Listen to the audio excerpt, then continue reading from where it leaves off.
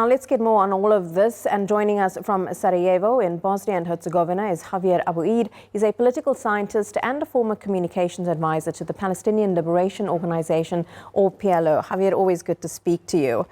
So what we've been hearing there from our correspondents is that the ceasefire is in place. However, it is incredibly fragile. How do you see this first week having played out? Thank you, Ashin. It's a pleasure to speak to you.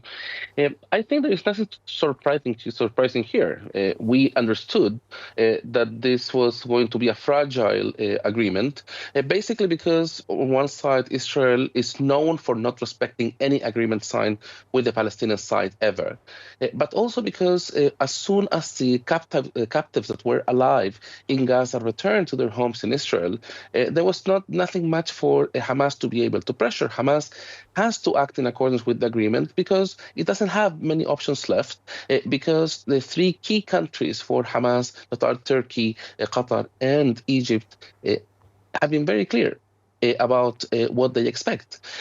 In other words, I think what we are witnessing now, it's just one further Israeli attempt at making the situation collapse because they already got most of what they wanted.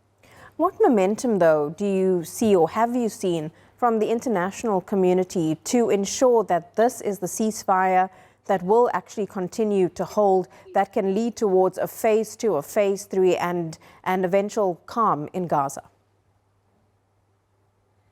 So far, Yashin, I don't think we've had an important involvement from the international community, with the exception of welcoming the ceasefire. And I think here we have to be very clear with regards to the fact that this is a very limited agreement. It cannot be referred to as a peace plan.